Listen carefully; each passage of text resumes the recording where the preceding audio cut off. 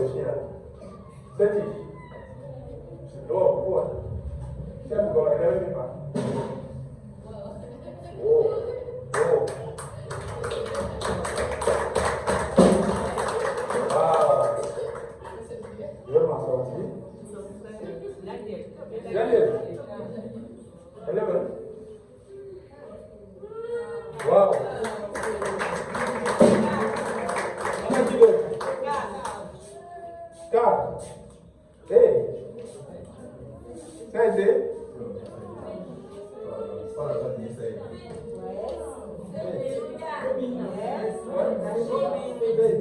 Faites. What is she? Ah. Wow. Le Seigneur est merveilleux. Amen. Nous savons qu'il a fait de nous, comment dire quoi? Il a fait de vous des étudiants qui ne sont pas oublieux, hein, qui se sont rappelés, hein, et qui ont restitué de façon juste. Amen.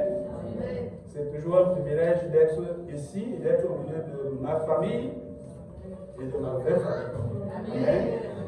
Vous êtes notre famille, vous êtes ma famille et vous êtes notre véritable famille.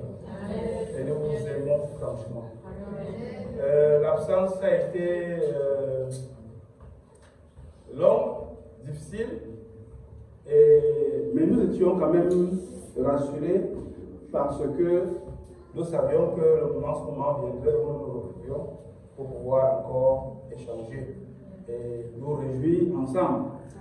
Nous avons été au Burundi pendant ces 3 semaines déjà. Et je dois avouer qu'on se plaint souvent. Mais le Cameroun, c'est un pays qui est béni, mais il souffre de ce que nous souffrons aussi, mais à notre niveau. C'est un pays où, pour vous dire, il n'y a pas de le carburant n'est pas disponible. Donc les stations-service sont pratiquement tout le temps fermées. Et donc, on va en carburant dans les bouteilles d'envie comme ça. Et on a découvert quelque chose, le vélo taxi. Pas un peu? Si on regarde moto taxi, vélo taxi, c'est-à-dire que tu dis, viens m'assis, tu montes sur le porte-bagages du vélo et pédale. Hein? Et pédale, oui. Il y a des stations pour les vélos, taxi. Et le porte-bagages là, c'est en fer. Hein? Il n'y a rien dessus. Il n'y a pas de confort. Mais j'ai l'impression d'avoir rencontré des gens franchement résilients. Il y a un niveau de résilience terrible. Toujours souriant, tranquille, peinard. No stress. Il garde le porte centre casé sur le vélo. Donc, Amen. Mais nous étions là-bas pour. C'était pas pour ça. On était dans le cadre de Jeunesse en Mission. Une équipe déjà. Une équipe, c'est un rassemblement de Jeunesse en Mission que Jeunesse en Mission organise, je crois, tous les 3-4 ans pour réinformer et remettre les génies au même niveau d'information en rapport avec les évolutions qui ont lieu à l'Université des Nations. Donc il y avait déjà cela. Il fallait aussi qu'on essaye, en fait, on devait le développer aussi sur l'éducation selon le modèle chrétien biblique, ou bien l'éducation selon le modèle hébreu, on va dire ça comme ça. Et donc on a fait des différences avec, on a exposé les différences entre ce modèle-là et le modèle séculier.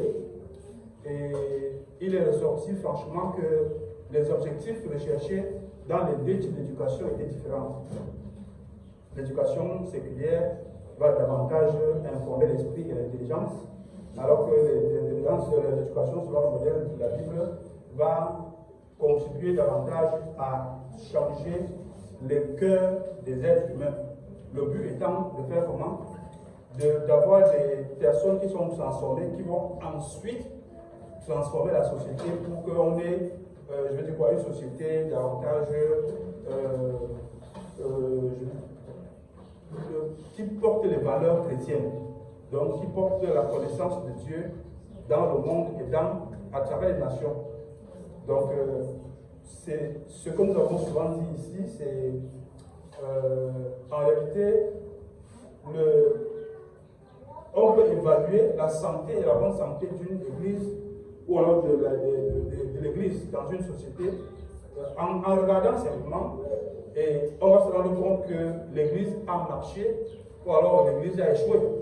Et donc, quand nous regardons chez nous, par exemple, avec tout ce que vous avez comme nous avons là, la production des champions du monde, les impulsités, on est par patron, dans les relations avec les uns et les autres, ce n'est pas facile. Donc, on se rend compte que l'Église a encore énormément à faire. Et c'est pour ça que dans l'optique davantage faire des disciples, dans la deuxième semaine, il était question que nous soyons, instruits ou enseignés sur les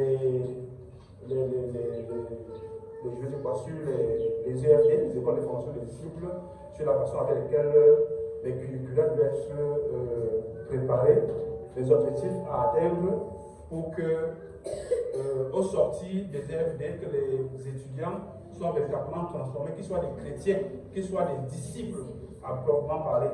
Parce qu'on voit les gens font les EFD, sortent, finissent des EFD et restent vraiment avec leur nature qui n'a sans transformation. Et c'est pour ça que à l'école de formation des disciples, on introduit maintenant la notion d'intentionnalité dans les formations. C'est-à-dire qu'un groupe d'étudiants qui vient pour une formation va être, de façon individuelle, et l'université doit prier pour déterminer les muscles spirituels qu'il faudra travailler en chacun pour pouvoir l'amener à ajuster son caractère à celui de Christ dont il va être le disciple. Donc forcément, pour l'un, ça va être par exemple la discipline personnelle, c'est-à-dire que être à l'heure, l'autre, ça va être par exemple la paresse, son incapacité à faire les travaux ménagers. Donc, de façon individuelle, chacun a des zones de faiblesse qui le disqualifient ou alors qui l'éloignent du disciple ou alors qui l'éloignent du modèle par excellence qui est Jésus-Christ. Donc, il est question d'avoir une intentionnalité individualisée sur chaque apprenant pour qu'au sortir de là, les uns et les autres soient ajustés sur leurs points faibles pour être véritablement qualifiés et appelés disciples. Donc, c'était à peu près cela l'objet de notre déplacement au Burundi. C'était bien aussi un moment de rencontre avec les autres ingénieurs des autres pays, des autres régions. Il y avait plusieurs nationalités, les Américains, les Ougandais, beaucoup d'Afrique de l'Est, les Tanzaniens, Sud-Africains, les Norvégiens, donc il y avait vraiment beaucoup de nationalités et c'était vraiment bien, c'était bénissant. Donc voilà pour le petit parenthèse que je dis. Et nous sommes vraiment contents une fois de plus d'être revenus à la maison parce que même manger était compliqué. On était fatigué de manger de riz à l'épaule du poulet encore. Donc voilà. Et pourtant, il y a tout. Et ils étaient surpris quand on leur disait, nous on peut faire un repas chaque jour 365 jours. What? On dit oui. 365 jours, tu ne changes pas de repas, tu manges, tu changes pas à l'autre. Mais en réalité, ça a provoqué la curiosité. Et je crois qu'on a beaucoup qui vont seulement venir pour essayer de voir ça. Que comment c'est possible? Non, c'est possible. Non, manger 365 repas différents. Nous, on peut le faire. C'est notre grâce et c'est notre privilège. Hein? Nous devons véritablement rendre grâce à Dieu pour notre pays. Et ça, vraiment, honnêtement, ce que ça a suscité en nous, c'est davantage la prière. Prier pour cette population, prier pour ce peuple-là, et prier véritablement pour que le Seigneur rencontre, touche le cœur. Parce que ça fait 5 ans qu'ils vivent dans ces conditions. C'est difficile, c'est difficile. Donc, nous rendons grâce à Dieu et nous bénissons le Seigneur. Merci beaucoup, merci pour l'introduction, tonton Clément. Et nous allons ce matin partager à partir d'Éphésiens 4, du verset 8 à 14. Amen. Donc, je vais intituler cela aujourd'hui les dons de Christ pour l'édification de son Église. Les dons que Jésus a pourvus à son Église pour son édification. Amen. Donc, Éphésiens, c'est quoi? Éphésiens, c'est suivant l'ordre, je vais dire quoi, du Nouveau Testament, je crois que c'est le cinquième épître de Paul dans la chronologie du Nouveau Testament. C'est un épître que Paul a écrit qui compte avec un certain nombre d'épîtres, je crois, Colossiens, Philémon, Philippiens, parmi les épîtres de la captivité, donc ce sont les lettres et les correspondances que Paul a écrites pendant qu'il était en prison. Donc, il écrit aux Éphésiens, Éphèse et une ville romaine, pour, en fait, l'objectif c'était de quoi? C'était de leur informer, de leur donner des informations à rapport avec quoi? Les bénédictions que nous avons tous en Christ, en tant que croyants, et leur expliquer aussi l'objectif, n'est-ce pas, et le plan de Dieu pour unifier toutes choses et toutes les personnes et toutes les familles en Christ. Que ces différences et ces divisions ne soient plus d'ordre jour. De ça, enseigner aussi l'unité de croyants juifs et non juifs. Parce qu'effectivement, dans cette société, il y avait des juifs qui au départ considéraient que parfois l'évangile était leur propriété, que c'est eux. Hein? Christ étant issu de leur communauté, eux, c'était leur chose. Donc, savoir maintenant que d'autres personnes avaient cru, venant d'ailleurs, les païens, ça posait des problèmes. Donc, vraiment, Paul écrit aussi pour que les uns et les autres comprennent que quoi? Que lorsque nous sommes en Christ, nous sommes unis. Il n'y a pas de différence. Nous sommes frères en Christ. Et la fraternité en Christ n'est pas une fraternité exclusive, c'est une fraternité inclusive. Juste que nous soyons en Christ, que nous soyons chrétiens, ça suffit. Il n'y a plus rien d'autre à faire, il n'y a pas d'autre démonstration possible à effectuer que cela. Nous sommes en Christ, nous sommes chrétiens, et nous sommes frères et sœurs, comme nous le sommes ici dedans aujourd'hui. Amen. Donc je ne considère pas davantage d'où je viens en termes de mes origines, je vais dire quoi, ethniques ou machin, mais en fait, ce qui nous rassemble et ce qui nous donne cette, je vais dire quoi, d'être dans cette vie d'amour, de cette confraternité, c'est Christ que nous avons en commun. Amen. Et c'est vraiment difficile parfois. Amen. Parfois, dans les familles, quand tu dis que non, mon frère en Christ est important, que parfois, celui qui est mon cousin qui est païen, non. Je lui dis que je me sens plus d'affinité avec mon frère en Christ parce que nous avons quelque chose qui nous réunit. Et cette chose-là, ce n'est pas le hasard de la biologie qui a fait cela. C'est une décision personnelle que nous prenons pour dire, ok, nous choisissons d'être en Christ et à partir du moment où nous avons cette chose-là en commune. Donc, franchement, une fois de plus ce matin, que la paix de notre Seigneur Jésus-Christ soit sur chacune de nos vies et sur chacun de nous. Amen. Donc, est-ce que quelqu'un peut nous lire Éphésiens 4, 8 à 14, s'il vous plaît? Éphésiens chapitre 4, verset 8 à 14. C'est pourquoi il est dit, étant monté en haut, il a emmené les captifs et il a fait des dons aux hommes. Or, que signifie? Il a monté, sinon il est aussi descendu dans les régions intérieures de la terre. Celui qui est descendu, c'est le même qui est monté au-dessus de tous les cieux, en train de remplir toutes choses. Et il a donné les uns comme apôtres, les autres comme prophètes, les autres comme évangélistes, les autres comme pasteurs et docteurs, pour le perfectionnement des saints en vue de l'œuvre du ministère et de l'éducation du corps de Christ, jusqu'à ce que nous soyons tous parvenus à l'unité de la foi et de la connaissance du Fils de Dieu, à l'état d'un fait à la mesure de la stature parfaite de Christ, afin que nous ne soyons plus des enfants, flottant et emportés à tout vent de doctrine par la tromperie des hommes, hommes par l'œuvre dans le moyen de prédiction. Amen. Amen. Amen. Amen. Donc, Christ nous a fait don. Et je vais revenir sur la première partie de ce passage, notamment à partir du verset 8 et jusqu'au verset 10. Je vais revenir dessus dans le cadre d'une autre prédication. Et je voudrais déjà peut-être aborder spécifiquement ce dimanche à partir du verset 11, et pour que nous ayons ensemble cette connaissance et cette bonne connaissance des dons que Christ a disposés pour l'Église. Amen. Il a disposé des dons. Amen. Donc ce que nous comprenons ce dimanche, n'est-ce pas? La première chose, c'est que quoi?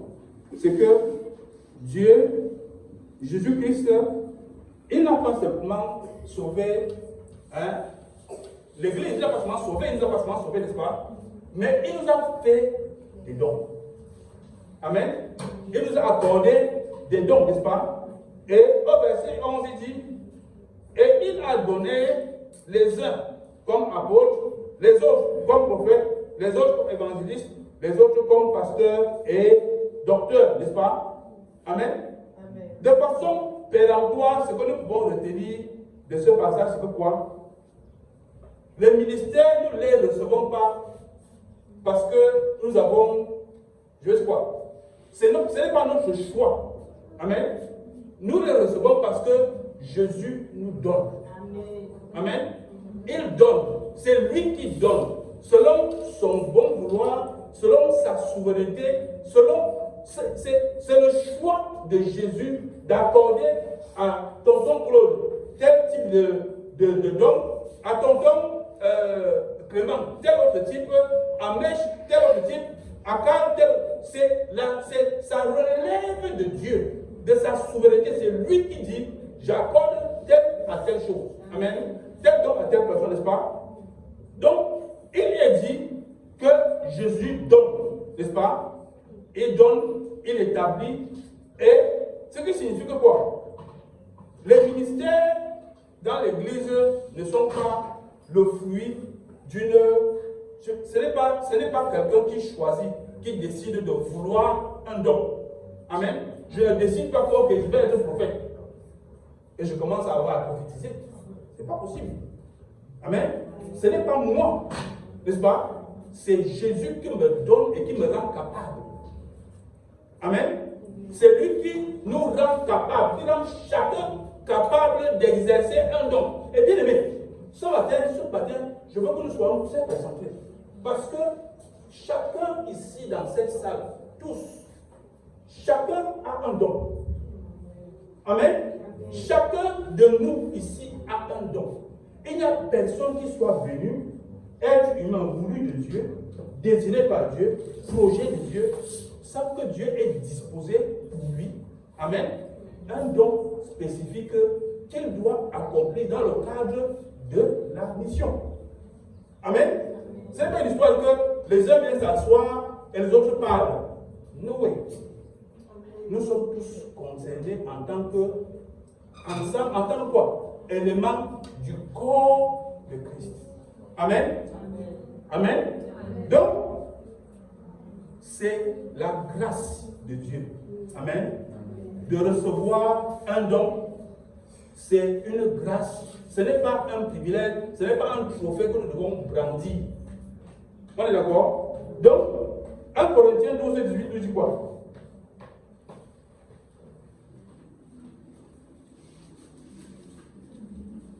1 Corinthiens 12, 18.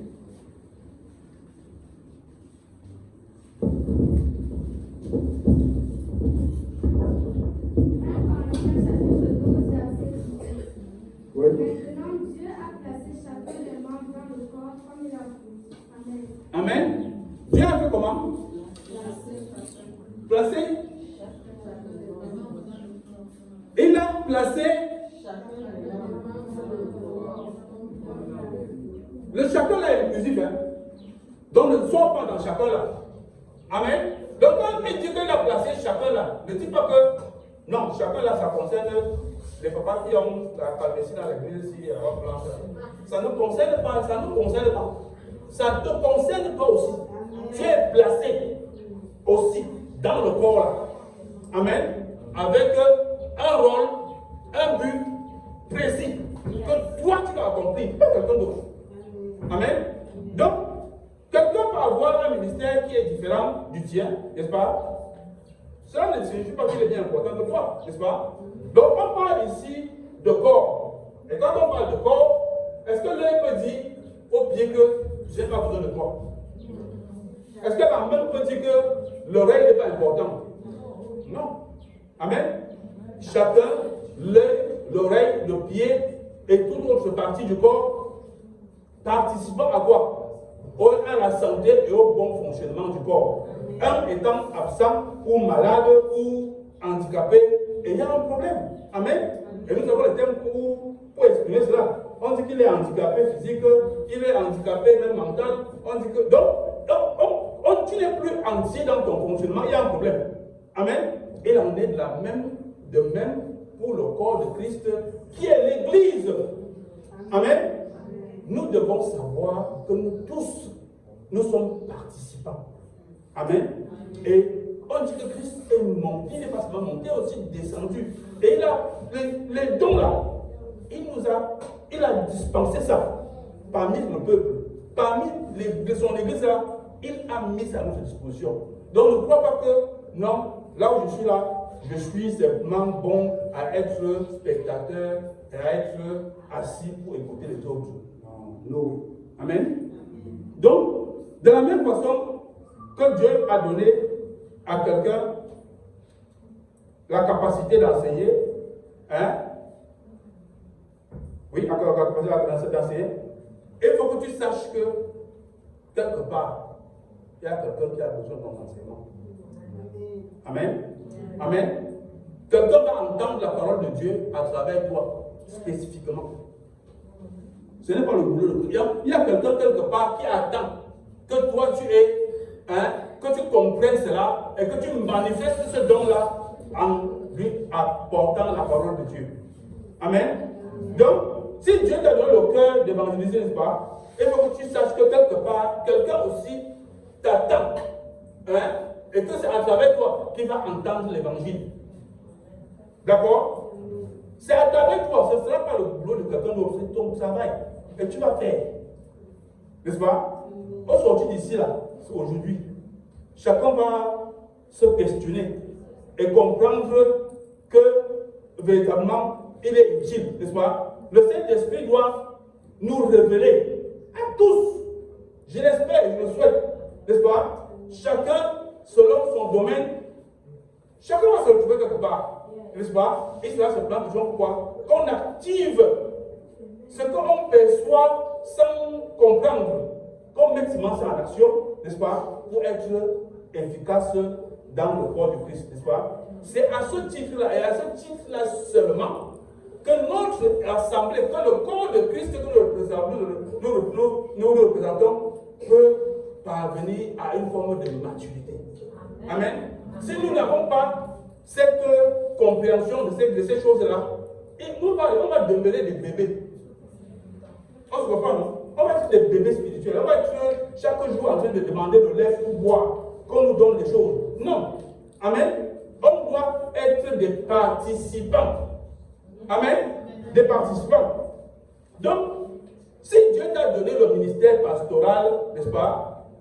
Il y a des brebis dehors là qui attendent ton accompagnement. Amen. Il y a qui attendent que Esther vienne exercer son don de pasteur pour cette personne-là. La personne attend, Esther, que tu viennes exercer ton don de pasteur là. Tu vois un peu, non? Et c'est toi qui vas faire ça. Ce ne sera pas quelqu'un d'autre. Amen. Donc, si Dieu t'a donné la grâce prophétique, l'Église doit être exhortée et édifiée par toi. Amen. Ne pense pas que là où tu es là, ce que tu reçois et que tu te dis que qui suis-je?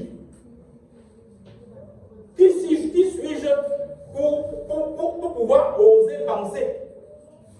Non. Dieu te parle, obéis. Fais ta part. Si tu sens et tu as reçu de Dieu, dis à tonton Claude ou dis à tonton Sostène que là où il est là, sa vie de samedi soir là, il n'est pas content avec ça. Non. Viens me voir. Tu me dis que frère, excuse-moi, mais je vais te dire ce que j'ai reçu de toi, pour toi. J'ai reçu telle chose pour toi. Tu as fait ta part. Le reste là, ça ne te concerne plus. Amen. Ça ne te concerne plus. Amen. Donc ne te crois pas, ne te disqualifie pas. Parce que tu estimes que non. Ça ne te concerne pas. Tu es concerné. Amen. Donc, les 5 ministères ont un objectif unique. Unique. C'est de faire comment? Équiper les saints. Et quand on dit équiper les saints, là, qui est saint?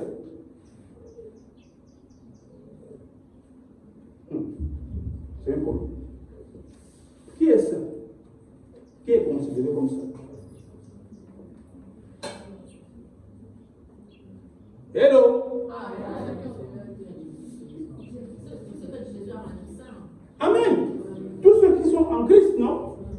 Donc tous, autant que nous sommes là, tous là, les dons là, c'est pour nous équiper. Tous. Il n'y a pas de différence. Amen. Si tu as cru, tu as donné ta vie à Jésus, tu es sauvé, tu es saint, et Dieu a besoin de t'équiper. Tu as besoin d'être équipé pour entrer dans ton appel et exercer ton ministère. Et apporter ta part de contribution dans le corps du Christ. Amen. Quelqu'un me comprend? Hein? C'est compliqué? Amen. Éphésiens 4:12 nous dit quoi? Pour le perfectionnement des saints en vue de l'œuvre du ministère et de l'édification de son corps. Du corps de Christ. Pourquoi? Le perfectionnement dont nous sommes donnés pour nous occuper, pour nous perfectionner. En vue de quoi? De l'édification du corps de Christ, de l'Église. Amen. Donc les cinq ministères là doivent être en activité. Amen. Il ne doit pas seulement avoir le ministère pastoral et puis ça suffit. Non. L'évangéliste doit faire son travail, les prophètes doivent faire leur travail, le pasteur doit faire son travail, le docteur, chacun doit apporter sa contribution pour l'œuvre. Amen. Donc, si nous ne faisons pas cela, n'est-ce pas, il y a un problème parce que nous aurons des difficultés à croire, n'est-ce pas? En réalité, bien aimé, vous savez, l'Église ne doit pas simplement, je vais dire quoi, être le lieu du spectacle. Parce que Dieu a accordé le don de guérison, par exemple, à quelqu'un, ou au pasteur, ou au responsable, ou à celui qui porte l'assemblée, et forcément, ça devient une histoire où chaque moment de rassemblement devient un moment de spectacle. Les gens tombent, les gens se lèvent, les gens font des choses. Non. Amen. Il y a une chose de très importante que nous devons savoir. Les dons là, ce n'est pas des dons que nous commandons. Amen. Non. Tu ne décides pas, toi, en tant qu'individu, même si le Seigneur t'a accordé le don, par exemple, de guérir, n'est-ce pas, que maintenant, je veux toucher à Philbès qui va guérir. Tu ne peux pas commander ça. Amen. Et c'est la confusion en général qui se fait. N'est-ce pas? Dieu t'a accordé le don de prophétiser. Amen. Il t'a donné un message pour un frère. Une fois, c'est vrai, c'est bien. Ok. tu lui as dit, c'est vrai, c'est confirmé, mais du coup, ça devient ton boulot. Amen. Du coup, les gens s'allient devant ta maison. Hein? Pourquoi tu prophétises sur eux? Ouais, on sort du cadre de l'église pour entrer dans l'occultisme, dans l'observation de Dieu. On se comprend, non? On devient du coup des marabouts chrétiens. On se comprend, non? On devient du coup marabouts chrétiens. Donc du coup, tu entres déjà entre, tu fermes les yeux, tu ouvres, j'ai reçu. Non, ça marche pas comme ça. Ça marche pas comme ça. Amen. C'est Dieu qui donne. Amen. Et Dieu est souverain. Amen. Dans le moment de t'accorder la grâce d'exercer ton don. Amen. Dieu choisit maintenant, demain, là dehors, n'importe où, de façon vraiment, comment dire, c'est-à-dire que selon la discrétion de Dieu, tu fais telle chose. Ma fille c'est un t-shirt, lève-toi, impose les mains sur ta taille Yolande. Oui, tu fais comme ça. Et quand il te dit de le faire, ne te sous-estime pas. Parce qu'à ce moment, il t'a donné la capacité de le faire. Parce que si tu ne le fais pas à l'instant T, la bénédiction est ratée. L'opportunité pour quelqu'un d'avoir la santé va passer. Et ça, c'est ta faute. Parce que tu n'as pas obéi. Amen. Mais c'est pas parce que tu as fait une fois que ça va devenir une histoire que là où tu es là, ta main passe, quand ta main touche, la guérison vient. Non. Comprenons très bien cette chose. Amen. Sinon, on va se perdre. Et on va se retrouver effectivement en train de reproduire des choses qui ne nous honorent pas. Et qui n'honorent pas le corps de Christ. Amen. Donc, le pasteur n'est pas appelé dans une assemblée à tout faire. Amen. L'évangéliste n'est pas le seul aussi à évangéliser. De même que le prophète n'est pas le seul censé entendre sur la voix de Dieu. Parce que, de façon, je veux dire discriminatoire, une fois de plus, Dieu décide que maintenant, toi, je te donne une parole de connaissance par rapport à tel frère, par rapport à telle sœur. Et Dieu te donne. Il te donne ça. Ça ne souffre de rien. Il t'a donné. Mais ça ne devient pas une histoire que quand tu es devenu voyant, tu vas entrer, la limite avec la divination n'est pas loin. Tu vas entrer dans la divination, non? Tu vas devenir quelqu'un que non. Tu t'assieds, tu tapes la tête comme ça, les choses sortent. Hein? C'est pas possible, n'est-ce pas? Donc, les ministères ont pour but d'équiper les saints en vue de faire quoi? En vue de produire le service à l'Église. N'est-ce pas? Ils nous équipent pour que nous puissions être au service de l'Église. Amen. Au service du corps de Christ. C'est très important, bien aimé. Donc, une assemblée qui est mature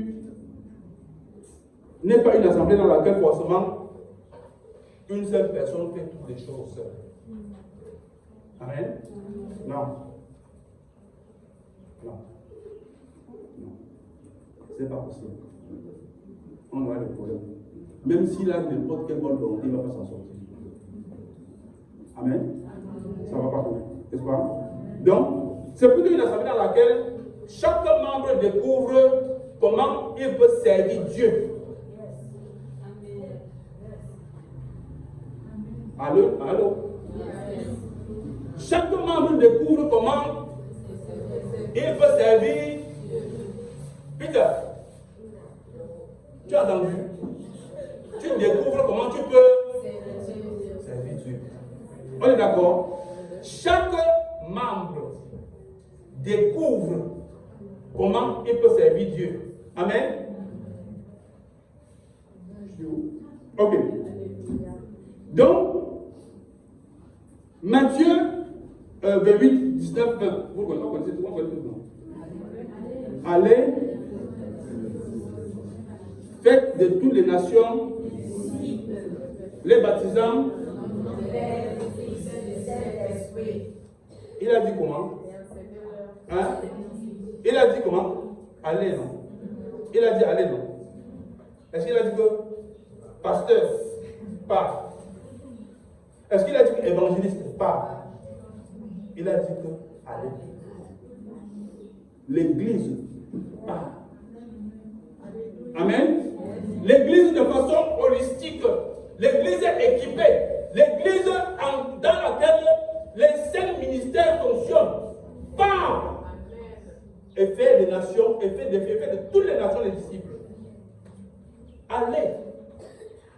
Il n'a pas dit que, il n'a pas choisi dans le ministère en question des personnes spécifiques pour dire va faire telle chose. Amen. Donc,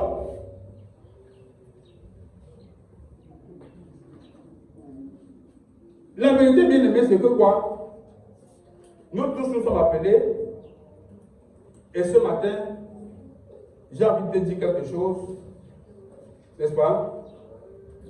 Dis à ton voisin, j'ai besoin de toi dans le cœur de Christ, dans le corps de Christ. Frère. Non. Dis ça bien.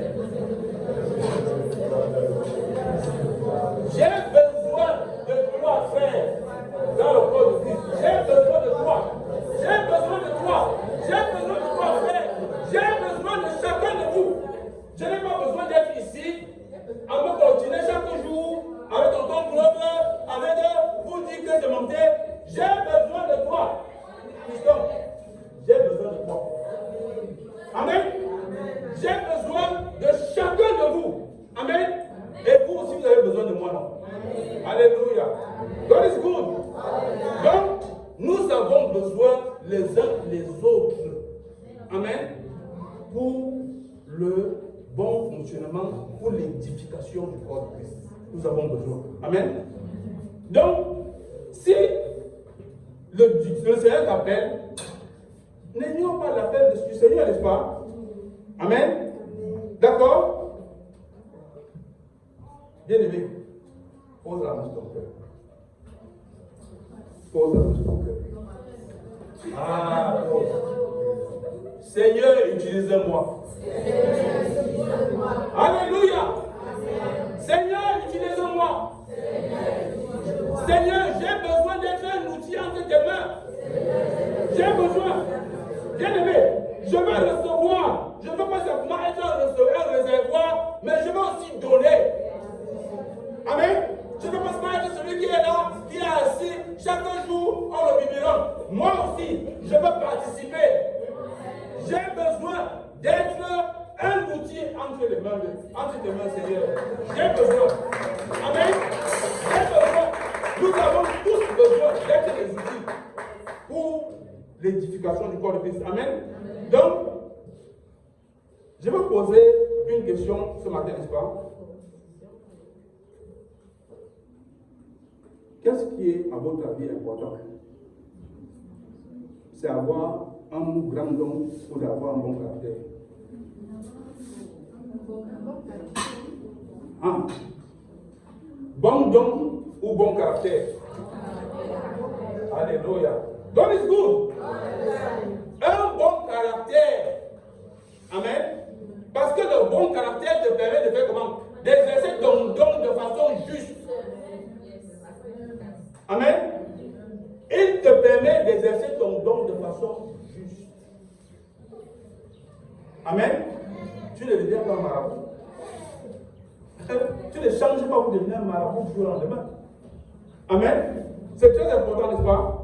Donc nous avons besoin de dons, c'est vrai, mais nous avons également besoin de manifester le fruit de l'esprit. Amen. C'est primordial. Amen. Exercer le don en dehors des fruits de l'esprit, ça va être tordu. Amen. Nous avons besoin que le fruit de l'esprit conduise l'exercice de nos dons. Amen. Parce que s'il conduit l'exercice de nos dons, nous allons évangéliser, nous allons prophétiser, nous allons faire tout cela avec amour. Amen. Avec amour. avec tempérance, avec bienveillance, avec tolérance. C'est ce que nous allons faire. Sans orgueil. Hein? On va être véritablement, je veux dire quoi, des outils efficaces. Parce que le cas échéant, ce qui va se produire, c'est quoi? C'est qu'on va être dans des postures où l'orgueil et l'amour, est-ce que tu me peux? Ce qui est dans le monde va venir dans l'église. Je suis le archibishop. Est-ce que tu dois me parler comme ça là? Enlève tes chaussures pour me parler. Ne t'habille pas avec moi. Vraiment, enlève ton chapeau quand tu te tiens devant moi. On ne va pas, ça va pas aller frère. N'est-ce pas? Sans oublier, bien entendu, l'article 2, les avantages de toute nature qui sont associés à un fiston. C'est vraiment. On va apporter un nom. On dit que non, mon frère, il faut. Non. Il faut s'aimer. Ça ne se passe pas comme ça. Tu dois s'aimer, gars. Est-ce que tu sais même ce que tu es en train de demander là? Donc tu veux que je me déploie comme ça là, dans rien? Non. Amen. Amen. Donc, le don peut attirer l'attention, mais ce qui est important, c'est que le caractère va révéler la nature de Christ en nous. Amen. Et ça, c'est important. Ça, c'est très important. Amen. Donc, Ephésiens 4, 11 dit que, ici, Paul dit quoi? Il fait mention des apôtres, des prophètes, des évangélistes, des pasteurs et des docteurs, n'est-ce pas? Les 5 ministères ne sont pas en compétition. Donc, il n'a pas dit ça pour dire que tel est plus grand que l'autre. Mais tous sont importants. N'est-ce pas? C'est un travail synchrone, en harmonie de tous ces ministères-là qui vont véritablement participer à une bonne édification du corps de Christ. Amen. Donc, l'apôtre établit, fonde, il implante. Amen. Le prophète exhorte le peuple à écouter les voix de Dieu, à revenir de ses voix. Amen. À discerner ce que Dieu veut et ou ce que Dieu ne veut pas. N'est-ce pas? 1 Corinthiens 14, 13. Quelqu'un peut nous lire ça rapidement, s'il vous plaît? 1 Corinthiens 14, 13. 14, 3. Oui. Celui qui prophétise, au contraire, parle aux hommes, les édifie, les exhorte, les console. Amen. C'est ce qu'il fait. De la même façon, n'est-ce pas? L'évangéliste porte la bonne nouvelle aux perdus, n'est-ce pas? 2 Timothée 4, 5. Tu dis quoi?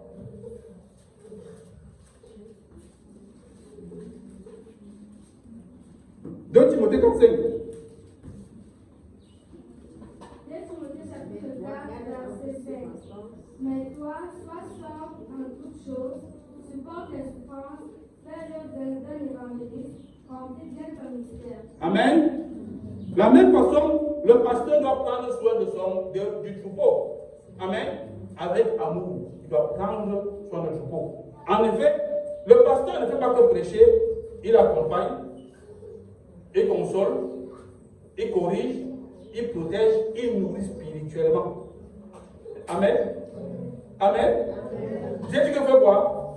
Il console, il accompagne, il corrige, il protège, il nourrit spirituellement. Le pasteur fait cela. C'est son rôle de faire cela. De prendre soin, d'avoir soin de chaque membre de l'Église. Amen.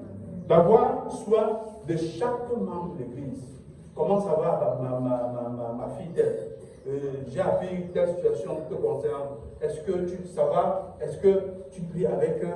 Tu les accompagnes, tu les soutiens et tu les avances, n'est-ce pas? Amen. Donc, de la même façon, le docteur aide l'Église à comprendre et à approfondir la connaissance de la parole de Dieu. Amen. Nous avons besoin d'une Église qui ne prie pas seulement avec puissance, mais qui connaît exactement et de façon profonde la parole de Dieu. Amen. Non. Marcher, prier, ça c'est bien. Mais nous devons connaître de façon vraiment profonde la parole de Dieu. Amen. Connaître la connaissance de la parole de Dieu La maîtrise de ce testament que Dieu nous a donné est un fondement, est un impératif pour une bonne vie, une vie chrétienne épanouie. Nous ne pouvons pas avoir une vie chrétienne épanouie si nous n'avons pas, ou ne faisons pas les efforts conséquents pour nous approprier la parole de Dieu. Amen. Nous devons comprendre. Parce que si nous comprenons, nous saurons la vérité. Amen. Nous saurons la vérité et on va pouvoir discerner de ce que nous entendons. Hein? Quand quelqu'un va vouloir dégamer, tu vas parcourir le truc là pour l'esprit, tu vas dire, ce truc est louche. Amen. Tu vas te corriger, tu vas t'ajuster. Amen. Donc c'est important. Bien aimé, je sais que quand tu écoutes cela, tu te dis que la paix, c'est là, ça ne me concerne pas. Ou alors, qui suis-je? Que je suis même quoi dans la paix? Hein? Tu dis que le Père, s'il parle comme ça. Donc, vrai, il veut dire que Dieu, donc je peux être prophète. Donc, il veut dire que quoi? Il veut dire que moi, je peux évangéliser. Je peux aller parler la parole de Dieu à quelqu'un. Amen. Vous savez quoi? Il y a une situation qui, quand j'y pense toujours, j'ai un peu mal au cœur. Parce que les chrétiens, nous avons, je ne dis pas forcément, je ne dis pas par nous forcément, mais honnêtement, j'ai compté parmi ces gens de personnes à un moment donné dans la vie. Pourquoi? Parce que afficher mon identité n'était pas toujours quelque chose que je faisais avec aisance. Tu vois un peu? Parce que bon, parce que derrière, il y avait la peur de perdre certains privilèges. Amen. Tu as un bon bilan que tu sais que il te gère, il te débloque, parfois c'est un dossier pour certaines situations. Mais tu sais dans ton cœur que dès que tu vas lui dire que là où je suis là, je suis un chrétien ou un enfant de Dieu, il va dire, ça va, ça vous frère. Il va te dire, ça va, ça vous. Votre affaire va s'arrêter là. Là. Amen. Mais je prie que le Seigneur délivre quelqu'un ici qui a ce complexe-là. Que quelqu'un soit délivré de ce complexe-là. Je prie Dieu pour que quelqu'un se rende compte et comprenne la valeur de son identité. Amen. Que quelqu'un ici ce matin réalise la profondeur, la grandeur, la puissance qui est attachée à son identité en Christ. Amen. Que quand porter l'étendard de Christ, frère, porter l'étendard de Christ sur ton front, on sait que le Père, sinon, c'est un chrétien. Ça t'enlève les problèmes que tu ne peux pas savoir. Ça te sauve des situations que tu ne peux pas savoir. Quelqu'un qui connaît comme ça, non, il fume d'abord seul. Donc il t'approche même avec un problème. Donc, c'est-à-dire que d'entrée de jeu, il te dit. Donc voilà comment tu commences à être sauvé. Des situations. Donc, comment Dieu t'enlève d'abord automatiquement de ces situations. Tu sors là. Et ne vient même pas avec. Parce que c'est qu'elle va venir, tu vas dire que, hey, frère, ça ne me concerne pas. Pourquoi que non? Or, quand nous sommes dans le. Un peu. Si ça rate ici, je fais ici. Si ça rate là, je fais comme ça. Frère, tu n'es nulle part. Tu vas te gâteler. Tu vas te déchirer en deux. Ça ne va rien donner. Mais lorsque tu portes ton identité, franchement, comme nous avons parlé ce matin du pardon, Dieu voit ton cœur. Dieu voit la place que tu lui réserves dans ton cœur. Et par rapport à cela, frère, laisse ce qu'on va raconter. Ça intéresse Dieu. Amen. De la même façon que tu portes Dieu dans ton cœur, de la même façon que lui-même. Il va te porter dans son cœur. Amen. Il va te porter dans ses projets, dans ses plans. Il va s'assurer que tous ses projets et les plans dans ta vie et pour toi s'accomplissent. Amen. Il va s'assurer que tu marches parmi les païens la tête haute. Amen. Que tu ne sois pas parmi les païens en train de raser les murs. Alors que tu es le fils du Père, du propriétaire de toutes choses. Amen. De la terre, du ciel et de la terre, de l'or et de l'argent. Tu es le père de celui qui a ça. Tu rases les murs. Tu as les problèmes. Je prie que quelqu'un soit délivré. Amen. De cette incrédulité, de cette façon de faire. Frère, dévoilons notre identité. C'est comme ça que nous allons changer la société-ci.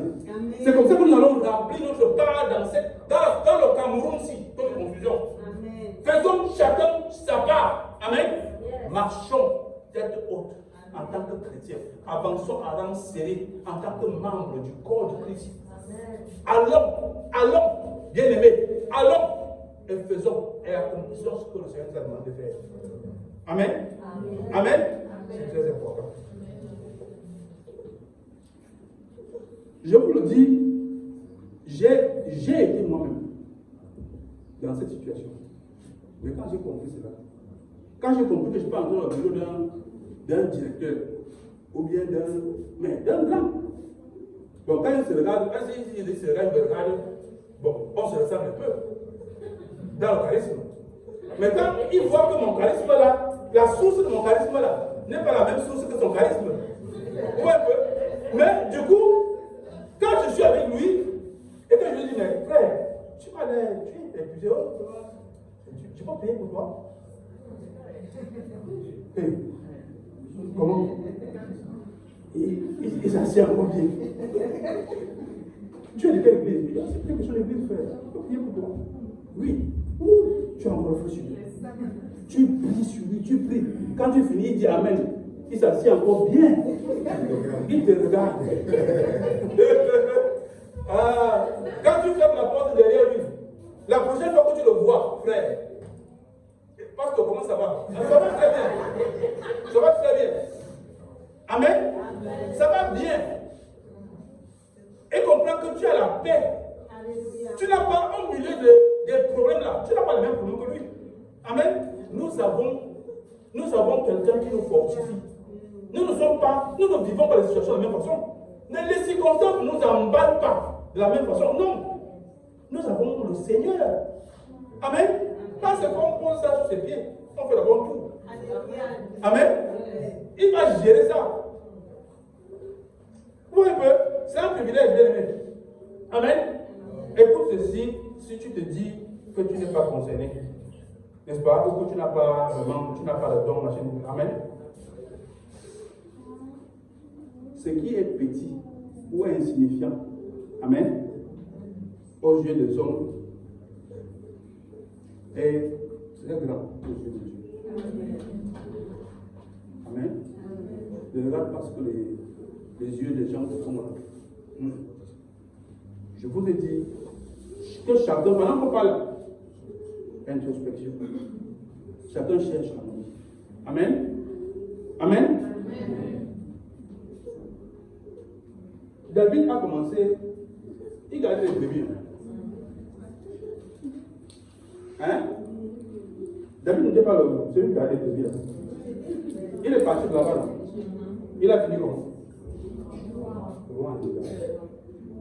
Amen. Joseph, il a commencé où? Joseph était en prison, non? Il était en prison, non? Il était en prison. Il a fini premier ministre en Égypte, la première puissance de la planète à l'époque. Amen. Je peux parler de Moïse. Moïse a commencé où? Amen. Donc ne regarde pas là où tu es. Ne regarde pas par où. Ne considère pas ça, frère. Considère ce qui est la vérité. Ce que tu as en toi. Un don. Tu as une capacité. Amen. Tu as une capacité, c'est une certitude. Je ne discute même pas, je ne dois avec personne. Amen. Chacun de nous là. Amen. Donc, nous devons être à mesure de comprendre une vérité. Ce n'est pas une question de compétence personnelle. Amen. C'est Jésus qui nous capacite. Amen. Amen. C'est lui qui nous rend capable. Quand Dieu t'accorde un don, c'est parce qu'il a dit que nous, celui qui est spirituel, il prie 4 fois par jour, il jeûne 41 jours chaque trimestre. Hein? C'est combien de jours? C'est 90 jours. Et il dit que oui, non, c'est pas ça qu'il regarde. Non. Dieu compte sur sa capacité, à ta capacité pour accomplir cela.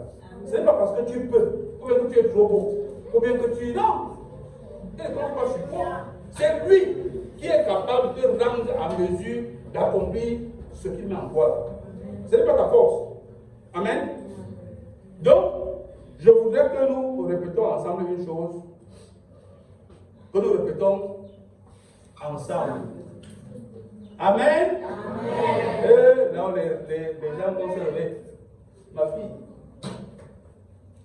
tu dois mettre la tête. On va répéter ensemble. Amen. Amen. On va répéter ensemble, n'est-ce pas? Je ne méprise pas ce que Dieu a placé en moi. Je ne méprise pas ce que Dieu a placé en moi. Hey, je ne méprise pas ce que Dieu a placé en moi. Amen. Je veux multiplier ce que Dieu m'a confié. Je veux faire croître ce que Dieu m'a confié. Alléluia. Frère, nous devons être dans cette disposition d'esprit. Amen. Et nous devons être dans cette disposition d'esprit pour accomplir, pour être utile dans l'édification du corps de Christ. Amen. Amen. 2 Corinthiens 10-12. C'est dit. Tu es très rapide. Il nous dit quoi?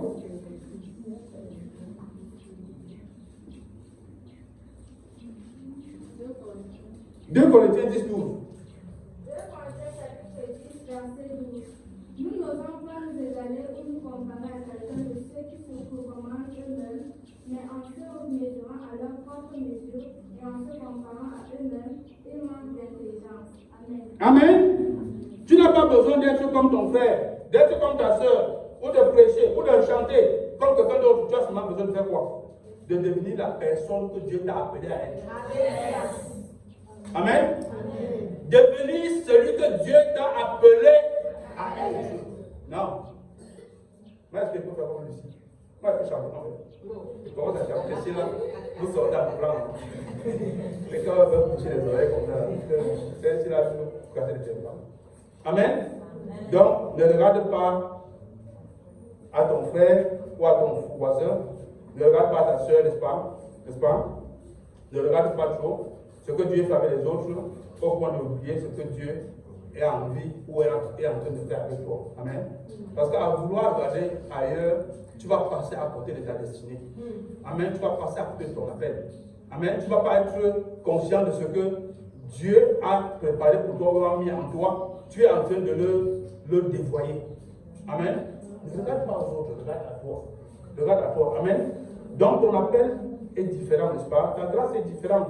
Ton histoire est différente. Amen. Mais il y a une seule personne, Jésus, seul, qui nous appelle tous. Amen. Chacun selon, selon le don qu'il veut voir manifester en nous, n'est-ce pas? Donc, lui seul, il nous appelle. Donc, enfin, Éphésiens 4:13, là, nous dit quoi? 4:7. Jusqu'à ce que nous soyons parvenus à l'unité de la foi et de la connaissance du Fils de Dieu, à l'état d'homme fait, à la stature parfaite, à la mesure de la stature parfaite. Amen. Donc, que nous passions d'enfant à fils. Amen. Que nous passions d'enfant, de bébé au lait, à bébé mature, que nous quittons du lait à la viande. Amen. De la nourriture liquide à la nourriture solide. Nous devons pouvoir, amen, permettre que ce que Dieu a préparé pour chacun de nous et a disposé à chacun de nous, que cela soit révélé, manifesté et que nous soyons participants. Amen. À ce que nous sommes, à ce que Christ est en train de vouloir accomplir avec l'Église à travers les nations. Amen. Nous devons prendre notre part et notre place là-dedans. Amen. Elle n'est pas dit, ça regarde seulement les autres. Amen. Donc, Jésus n'a pas dit que ça concerne les autres, n'est-ce pas? La vérité et l'objectif de tout cela, c'est quoi en fait? C'est la maturité. D'accord? Nous devons parvenir à la maturité, à la stature, à la mesure de la stature parfaite de Christ. Amen. C'est l'objectif vers lequel nous devons converger, n'est-ce pas? Parce que Dieu ne veut pas simplement remplir l'église, hein, n'est-ce pas? Mais il veut aussi former les évangélistes dans l'église, n'est-ce pas? Dieu ne veut pas simplement aussi que nous crions Alléluia, mais il faut que nos vies, notre être entier dise Alléluia. Amen. Nous devons être, c'est-à-dire que notre existence, notre façon de faire doivent être des Alléluia qui sont racontés de façon, je veux dire quoi? Palpable et concrète. Amen. Dieu ne veut pas simplement que nous soyons, que nous languissions de recevoir les bénédictions, mais il veut que nous soyons des bénédictions. Amen. Amen. Alléluia. Il veut que nous soyons des... Ça veut dire que nous devons être en mesure de servir. Amen. Nos vies doivent être des bénédictions. Nos activités doivent être des bénédictions pour le bien. Amen. Du peuple de Dieu. Amen. C'est très important. Amen. Gloire à Jésus. Amen. Donc, nous allons finir. Dieu ne veut pas simplement que nous nous focalisons sur les dons, mais il veut que nous soyons des dispensateurs des dons. Amen. Jésus-Christ, n'est-ce pas? Que nous nous focalisons en fait sur celui qui dispense ces dons-là qui est Jésus. Amen. Dieu ne veut pas, Dieu veut que nous soyons véritablement conscients de toutes ces choses pour que nous puissions croître de façon homogène et efficace, n'est-ce pas? Je veux que franchement, quelques minutes, nous fermons les yeux. Nous allons fermer tous les yeux et on va essayer de nous poser personnellement certaines questions, n'est-ce pas? La première question, Seigneur, quelle place veux-tu que j'occupe dans ton corps? Amen. Quelle est la place que le Seigneur souhaite que nous occupons dans son corps? Quel don, Seigneur, as-tu placé en moi? Et Dieu a placé un don, comme je l'ai dit ensemble, en chacun de nous ici présents, n'est-ce pas? Comment veux-tu que je sois utile à ton corps? Posons-nous cette question de façon profonde et cherchons véritablement les répondre à partir de ce que nous savons de nous, de nos capacités, de nos potentialités et ce que nous n'avons même pas parfois idée en fait, que nous sentons passer, mais que nous n'avons pas le courage d'exposer. Une autre chose, c'est qu'est-ce qui m'empêche encore à répondre à ton appel? Regarde et cherche à voir, n'est-ce pas? Qu'est-ce qui bloque? N'est-ce pas? Nous, il y a une vérité puissante qui nous a enseigné dans Éphésiens 4. Jésus donne, Jésus équipe, Jésus appelle, Jésus construit son église. Et chacun de nous a une place dans ce plan-là. Ce n'est pas un plan qui est exclusif, mais c'est un plan qui est inclusif. Nous devons, chacun de nous, essayer de regarder et de nous imaginer la position qui est la nôtre dans le corps en question. Ne dis pas, frère, je ne suis rien, je ne peux rien faire, n'est-ce pas? Ne dis pas cela. Mais dis plutôt, je suis membre du corps de Christ. Je suis membre du corps de Christ. Ne dis pas, je n'ai rien à offrir. Mais dis, Seigneur, utilise ce que tu as placé en moi. Ne cherche pas à être grand aux yeux des hommes, mais cherche à être fidèle aux yeux de Dieu, bien-aimé. Amen. Amen. Donc, bien-aimé, je pense que ce matin, nous pouvons partir de ce matin en nous disant, qu'il y a des portes qui ont été ouvertes, il y a des interrogations qui ont été posées. Mais continuons à approfondir cela, de sorte que nous soyons en mesure de nous retrouver, de sorte que nous soyons en mesure de déceler avec l'aide du Saint-Esprit les capacités que nous avons. Amen. Ce que Dieu a placé en chacun de nous. Et que nous, franchement, nous fassions tout pour pouvoir faire bon usage de cela, n'est-ce pas? Donc, je vais terminer par cet appel. Et je vais faire un appel spécifique en 3 points. Le premier, c'est que il y a certainement ici ce matin des personnes qui se disent à la fin de ce message, Seigneur, utilise-moi. Amen. Il y en a. Ne te fixe pas les limites, ne te bloque pas.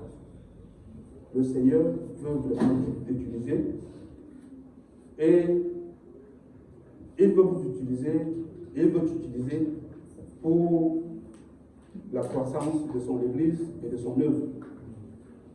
Donc, ce désir et cette volonté-là doit être quelque chose de profond. Deuxième chose que je voudrais dire, c'est ceux qui reconnaissent qu'ils ont peut-être un don, mais qu'ils ont enterré ça. Ils ont enterré pourquoi?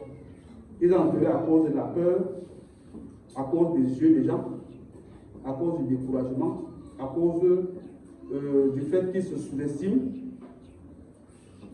à cause même de l'échec, à cause peut-être aussi de la comparaison qu'ils font. Non. Amen. Ne considère pas ce que les gens pensent, ou ne considère pas les circonstances, mais considère la vérité que Dieu veut t'utiliser. Dieu veut que tu sois participant. C'est ce qui est la vérité, bien-aimé. Amen. Dieu, c'est ce qu'il veut, n'est-ce pas? Aujourd'hui, dis plutôt que le Seigneur réveille ce que tu as placé en moi. Que le Seigneur véritablement t'accorde la grâce de pouvoir ressortir et de manifester le don qu'il a placé en toi. Et j'ai dit certainement, chacun de nous ici a un don que Dieu a placé en lui. Amen. Amen. Donc, vous remerciant d'avoir écouté, nous allons nous lever ensemble et nous allons répéter. Et puis, je crois qu'on va conclure ce message ce matin de cette façon-là. Amen. Alléluia. Amen. Seigneur Jésus, me voici. Je ne veux pas simplement recevoir, je veux servir, Seigneur. Je ne veux pas rechercher ma gloire, mais je veux rechercher ta gloire, Seigneur. Seigneur, révèle mon appel. Développe mon don. Développe le don que tu as placé en moi. Donne-moi un cœur humble, Seigneur. Remplis-moi du Saint-Esprit. Utilise-moi pour l'édification de ton corps, Seigneur.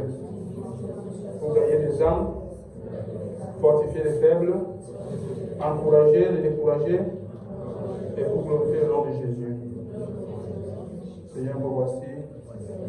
Envoie-moi. Envoie-moi, Seigneur. Amen. Soyons bénis. Soyons bénis. Soyons bénis. Que la faveur des cœurs de chacun de nous. Amen. Voilà, Jésus.